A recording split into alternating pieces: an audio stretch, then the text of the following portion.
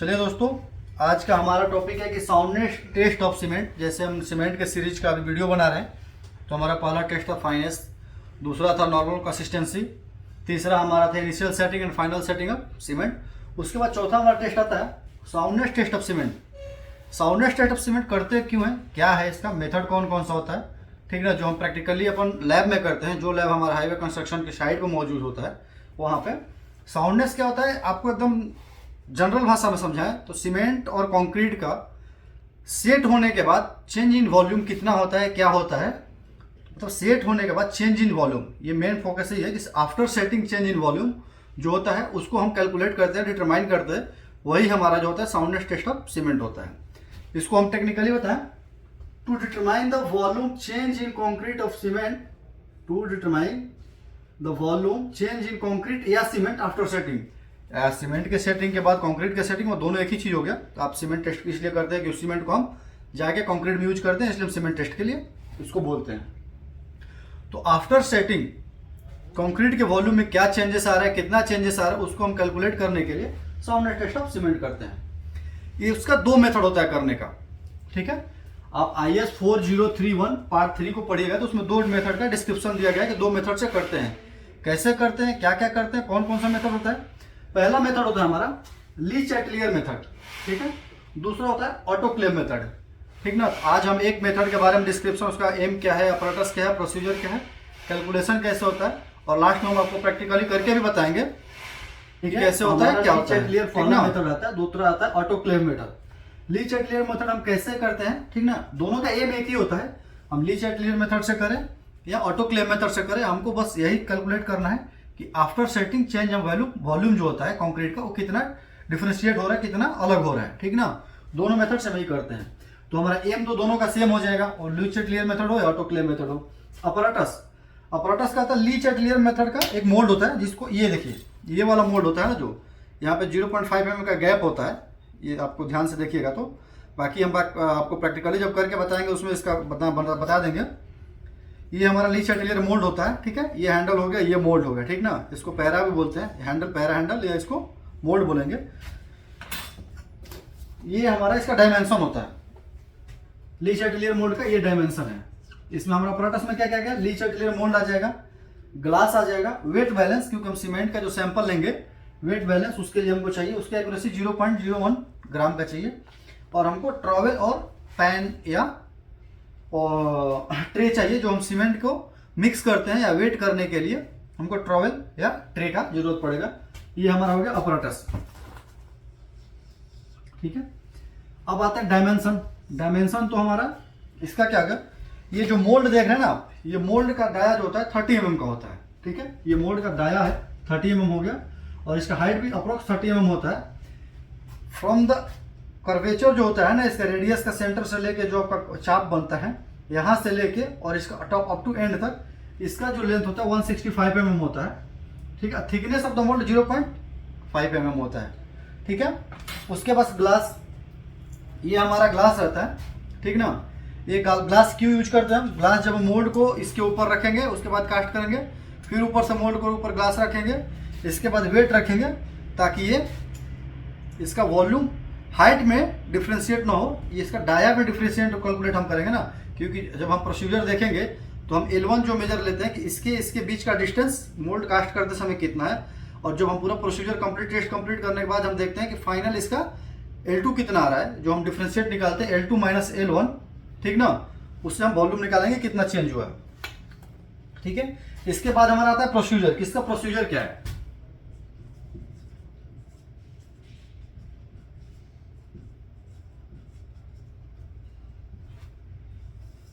इसका procedure cement का सबसे मेन टेस्ट जो होता है नॉर्मल कंसिस्टेंसी होता है, कंसिस्टेंसी, क्योंकि हम उसको इनिशियल सेटिंग फाइनल सेटिंग में भी यूज करते हैं, साउंडनेस टेस्ट ऑफ सीमेंट में भी यूज करेंगे। तो इसलिए हमारा फाइनेस्ट टेस्ट के बाद अगर दूसरा कोई टेस्ट आता है तो नॉर्मल कंसिस्टेंसी आता है। प्रोसीजर क्या करेंगे, इसमें सैंपल हम लेते हैं 100 ग्राम। सैंपल वेट कितना रहेगा, 100 ग्राम। सैंपल का जो वेट होता है ये स्टैंडर्ड होता है। अगर आप इसको बढ़ाने घटाने का सोच रहे हैं तो वेरिएशन के हिसाब से इसको यूज कर सकते हैं। उसको IS कोड में दिया है कि 100 ग्राम पे कितना वेरिएशन होगा, 200 ग्राम पे कितना वेरिएशन आएगा, 300 ग्राम पे कितना वेरिएशन आएगा, ठीक ना। मोल ले लिए, ठीक है। ये हमारा 100 ग्राम सैंपल हो गया। सैंपल लेने के बाद सैंपल को पानी मिलाएंगे हम। तो पानी कितना मिलाएंगे, जैसे हम नॉर्मल कंसिस्टेंसी में इनिशियल सेटिंग टाइम में क्या होता है 0.85 पी, ये हमारा इनिशियल सेटिंग फाइनल सेटिंग के लिए। फाइनल सेटिंग में ये फॉर्मूला होता है कि initial setting and final setting, P हो गया ये हमारा। और जब हम साउंडेस्ट का करते हैं तो इसमें होता है 0.78 इंटू पी, ठीक ना, 0.78 इंटू पी, ये हमारा फॉर्म। इसके हिसाब से हम पानी लेंगे। मान लीजिए हमारा पी का परसेंटेज, पी क्या होता है यहाँ पे, P is equal to normal consistency.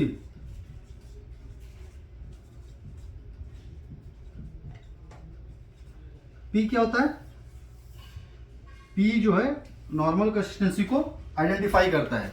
तो 0.78 इंटू पी, ठीक है ना, ये हमारा हो गया। अब मान लीजिए कि हमारा नॉर्मल का पी का वैल्यू मान लीजिए हमारा, सपोज करके चलिए कि 26% है, ठीक है। तो हम डायरेक्ट इसमें 26 इंटू 0.78 नहीं करेंगे, ठीक है। अगर बहुत लोग टेस्ट करते हैं तो डायरेक्ट मल्टीप्लाई कर लेते हैं कि 0.78 इंटू पी, लेकिन वो डायरेक्ट हम क्यों मल्टीप्लाई करते हैं, क्योंकि हमारा 26% है ना, तो 26 डिवाइडेड बाई 100% को हटाने के लिए, बट ये जो हमारा ये परसेंटेज है बटन आ जाएगा, डिवाइडेशन में आ जाएगा, इंटू 100। ये 100 क्या है, ये 100 हमारा सैंपल वेट है, ठीक ना। तो ये 100 और ये 100 कैंसिल हो जाता है, ठीक ना, ठीक है। ये 100 और ये 100 कैंसिल हो जाता है, इसलिए हम इंटू फिर 0.78 को डायरेक्ट मल्टीप्लाई कर लेते हैं, क्योंकि हमारा सैंपल वेट 100 ग्राम है और ये भी 100 है परसेंटेज वाला। तो ये 100 और ये 100 कैंसिल हो जाता है, तो हम 26 इंटू डायरेक्ट 0.78 कर लेते हैं, ठीक ना। मान के चलिए कि 26% हमने लिया, तो 26% 26 डिवाइडेड बाई 100 करेंगे, और ये भी 100 हमारा आ गया, तो कैंसिल हो गया। तो इसको ना लिख के डायरेक्ट क्या लिखते हैं 0.78। अब 0.78 एंड 26 में मल्टीप्लाई करेंगे तो हमारा 20 दशमलव लगभग 28 के वाटर वेट आएगा, ठीक है। इसके हिसाब से हम, ये हमारा 100 ग्राम सैंपल हो गया, इतना पानी ले लिए। और पॉइंट करते हैं, जब हम साउंडेस्ट रेट ऑफ सीमेंट करेंगे ना, जब हम सैंपल लेंगे, सैंपल के बाद ये हमारा पानी मिक्स करेंगे, उस समय हमारा रूम टेम्परेचर कितना होता है। प्रोसीजर टेस्टिंग में ये मेन पॉइंट होता है कि टेस्टिंग टाइम पे रूम टेम्परेचर 27 डिग्री सेल्सियस ±2 होता है, ठीक है। ये हमारा टेस्टिंग के समय हो गया। और ह्यूमिडिटी, रिलेटिव ह्यूमिडिटी कितना होना चाहिए,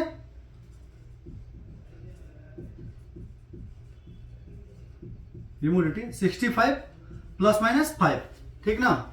ये हमारा 2 मेंटेन करके हमको चलना है ड्यूरिंग टेस्टिंग टाइम में। आपको रूम टेम्परेचर जो है 27 ±2 डिग्री सेल्सियस, और हमारा रिलेटिव ह्यूमिडिटी जो होता है 65 ±5, ठीक है। ये हमारा मेन पॉइंट है। कोई भी अगर इंटरव्यू में भी पूछता है, जनरली भी पूछ लेता है कि हम जब सीमेंट का टेस्ट करते हैं, साउंडेस्ट टेस्ट ऑफ सीमेंट, उस समय रूम टेम्परेचर क्या चाहिए और रिलेटिव ह्यूमिडिटी क्या चाहिए, ठीक है। अब हम टेस्टिंग के लिए, जैसे ये हमारा अपरेटस में 2 चीज और ऐड हो जाता है। हमको रूम टेम्परेचर के लिए क्या चाहिए, ये हमको देखने के लिए एक टेम्परेचर मीटर चाहिए, ये भी अपरेटस में आ जाएगा। और रिलेटिव ह्यूमिडिटी को हम किससे करते हैं, हाइग्रोमीटर से करते हैं, हाइग्रोमीटर, ठीक ना। ह्यूमिडिटी को किससे नापते हैं, हाइग्रोमीटर से। इसके लिए हमको टेम्परेचर मीटर चाहिए, तो ये भी आपको अपरेटस में ऐड हो जाएगा। उसके बाद एक और ऐड हो जाएगा वर्नियर कैलिपर। वर्नियर कैलिपर हम कहाँ यूज करेंगे, जहां पे हम L1 और L2 को मेजर करेंगे, एक्यूरेसी के साथ मेजर करने के लिए हम वर्नियर कैलिपर का यूज करेंगे, ठीक है ना। तो ये हमारा हो गया अपरेटस।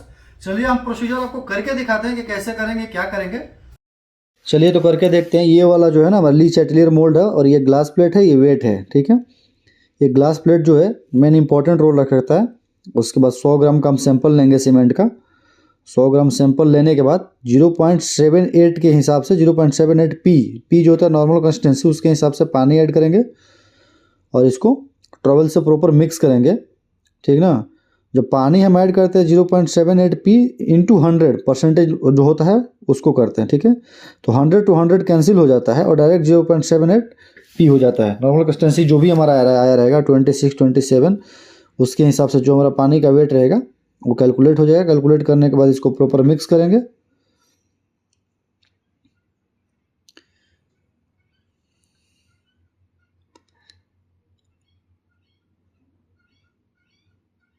मिक्स करने के बाद इस मोल्ड को हम नीचे ग्लास प्लेट रख के ऊपर से मोल्ड रखेंगे और इस जो ली चेटलियर मोल्ड है, मोल्ड को प्रॉपरली फिल करेंगे कि इसमें वॉइड्स ना रह जाए, ठीक ना। फिल करने के बाद इसके ऊपर भी ग्लास प्लेट रखते हैं।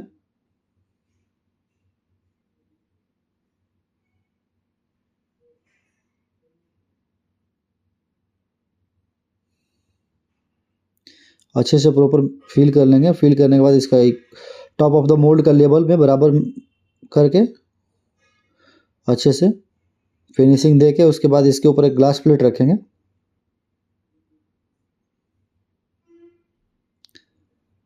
ये वाला हमारा ग्लास प्लेट हो गया। ग्लास प्लेट रखने के बाद इसकी जो वेट रखते हैं, क्योंकि जो हम इसको जब वेट रखेंगे, वेट रखने का रीज़न ये होता है कि चेंज इन वॉल्यूम जो होता है वर्टिकली ना हो और बाहर से वो ग्लास प्लेट गिरे ना। इसके बाद एक रबड़ के माध्यम से जो हमारा इसको अच्छे से बाइंडिंग करेंगे, रबड़ लगाएंगे ताकि ये प्रॉपर फिक्स हो जाए।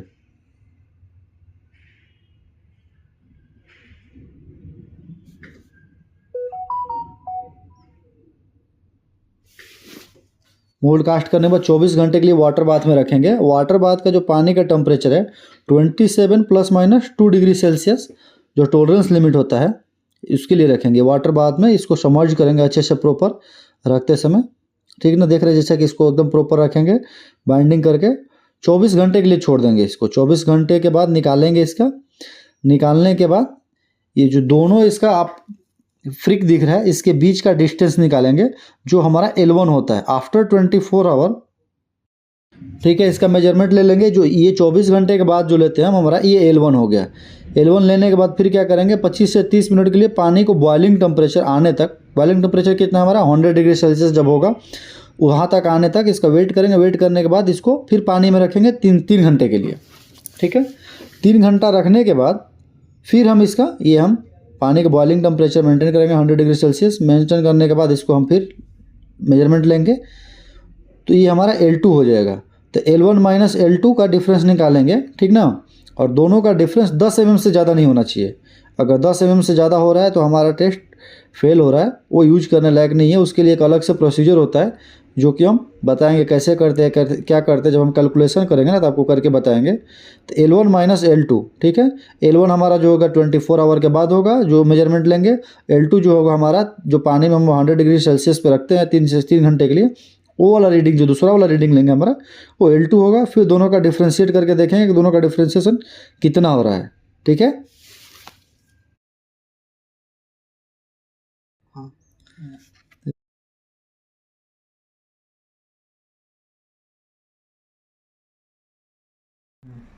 ठीक है। ये जैसे हमारा सीरियल नंबर हो गया। हमारा जो भी स्पेसिमेन हम टेस्ट करते हैं ना, 1 कर रहे हैं 2 कर रहे हैं, उसके हिसाब से सैंपल टेकन में क्या हम 100 ग्राम सैंपल लेते हैं, ठीक है। ये हमारा ग्राम में रहेगा।